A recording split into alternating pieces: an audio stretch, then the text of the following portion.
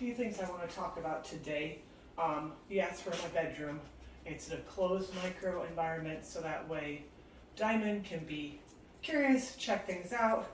I have eyes on her basically the whole entire time. I can see what she's doing. I don't necessarily have to worry. So she's allowed to just have access to everything. One of the points I want to make is that obviously every moment of the day there are so many opportunities to be training. Training between the ears philosophy is always be training, right? Because if I don't capture the behavior, whether it be positive or negative, I miss that opportunity to fix it or reward it. So we're always making sure that when we have a chance to show her what we want from her or what we don't want from her, we utilize that opportunity to do it. Once again, I've got my fanny pack on. It's pretty much on me the moment I get up. Literally, I have my pajamas on, I'll click it on. I get dressed, I click it on. Before I go to bed, if I change again the pajamas, I click it back on. It only comes off me when I am basically going to bed at night. So as you can tell, she's just checking everything out, and I'm okay with that because this is the first time I've really let her just wander around my bedroom and check things out. So I'm totally okay with that. So my chore today is making my bed, changing the sheets, and I'm just letting her investigate while I do that. So like I said, one of the thoughts is always be training. Take advantage of the moments and the opportunities that present themselves. I'm in a micro environment, so that way she and I have an opportunity to capture behaviors and or she has an opportunity to do right. Another concept I want to talk about, which I touched on lately, was grade school level, right? If I am working with Diamond, I want to make sure that all of her training is at the level that she needs it at. So she's skittish, anxious, unsure about a lot of things. Well, I'm not about to drop her into a public park on a Saturday at 2 o'clock because that would be over her threshold, over her grade school limit. That's not fair to her. So how do I make sure that we get the results we want from Diamond? I basically put her in the level of environment that she is capable of handling. And every so often I'll experiment and see if we've progressed onto another environment. And sometimes she tells me no, and I'm like, okay, we need to step it back.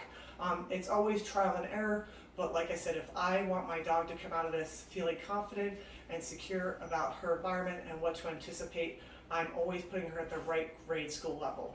So not only does she have a grade school level, so do you, the human. And it changes all the time. It changes with the quality or quantity of the days you've had. It changes with the lack of sleep you've had. It changes with the situation or environment. Hi. Yeah, hi. And sometimes it changes with the level of expertise.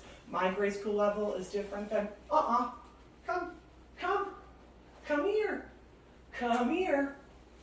Come on. Good girl, yes. Good job.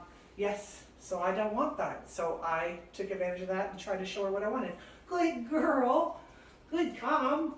I helped her a little bit with the leash, but that's one of the ways I would correct that. I basically said, and I just showed her what I wanted. Good girl. And I'm just giving her a little bit of conditioned relaxation to help her not be anxious about it. Good girl. Where's your toy?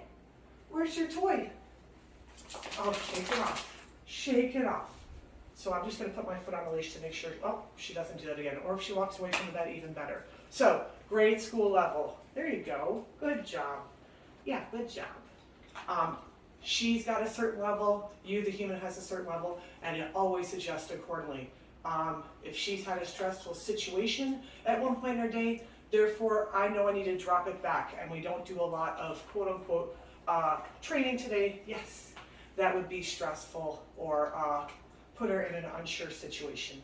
So I'm always watching her body language.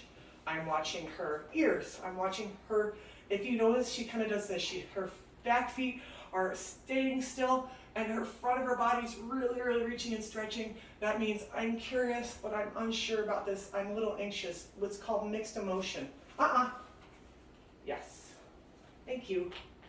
So that means I want to check it out, but I'm a little hesitant about this. So I see that a lot in her. She'll reach for the front of her and her back feet will stay planted. And that just means, I've kind of got to work through something about this because this is worrying and concerning for her. So I always want to just make sure I give her the chance to feel comfortable in every situation so that way she doesn't freak out. Good. Yes. So once again, microenvironment, grade school level appropriate for the human and for the dog.